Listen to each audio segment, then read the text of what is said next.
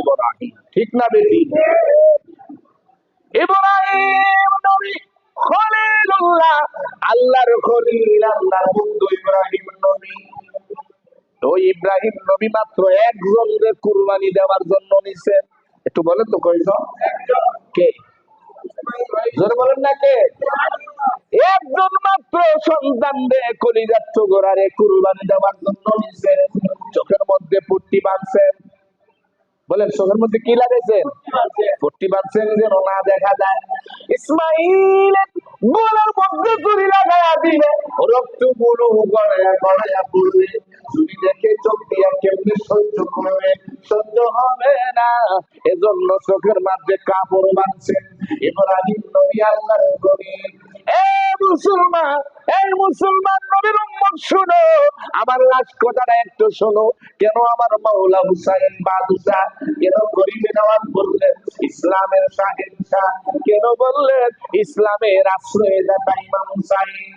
ইব্রাহিম নবী একজন সন্তানকে কুরবানি দেওয়ার জন্য চোখের মধ্যে কাপড় বাঁধছেন, পট্টি বাঁধছে।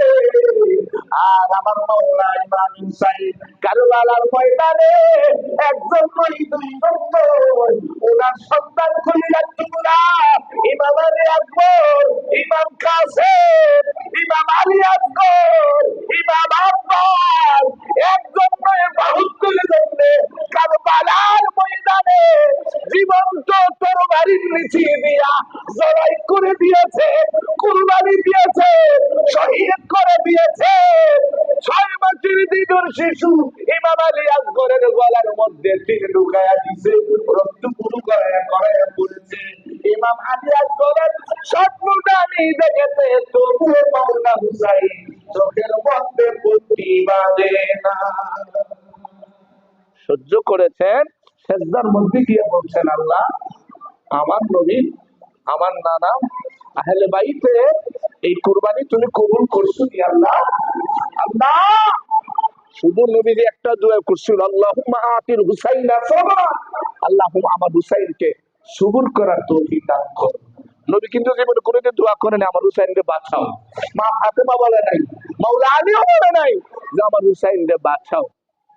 একটাই দোয়া করছে, আল্লাহ সবুর ধৈর্য দান করা তৌফিক দাও। এই কুরবানি দিয়া সেজদার মধ্যে গিয়া এরপরে বলছে, আল্লাহ কবুল করছো আমার আলী আসগরের কুরবানি, আলী আকবরের, কাসেমের, আল্লাহ তুমি কবুল করছো। শেষে যখন উনি যায় কারবালাতে চলে যাবে, দুলদুলের উপর উঠছেন, উঠে যাবেন না, দুলদুল চলেন, দুলদুল যায় না। হঠাৎ করে তার দিকে তাকাইতেছে, সবারই দেখা যায়, কিন্তু 2.5 বছরের আবার যেটারে না দেখলে ইমাম হুসাইন ইসলামের কলিজাটা ফেটে যায়। সকিনা কোথায় আসতেছে? আমার আব্বারে তুই তুই জানেন হে আসিরতা সেরেন, আমি আমার আব্বারে ছাড়া ঘুমাইতে পারি না। আমার আব্বা আমারে খাবার না খাওয়াইলে আমার খাওয়ানো হয় না। আমার আব্বার বুকে না ঘুমাইলে আমার ঘুম হয় না রে। ওরে গৌর, আমার আব্বা আমার বুকে না দিলে আমার ঘুম ধরে না। তোর দিকে পায়ে ধরি, আমার আব্বারে কারবালাতে তুই নিস না।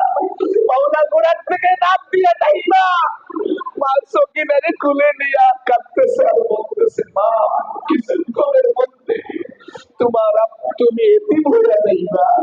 বাবা এতিম কারে মাগো, যার বাবা মারা যায় সে শহীদ, সে হলো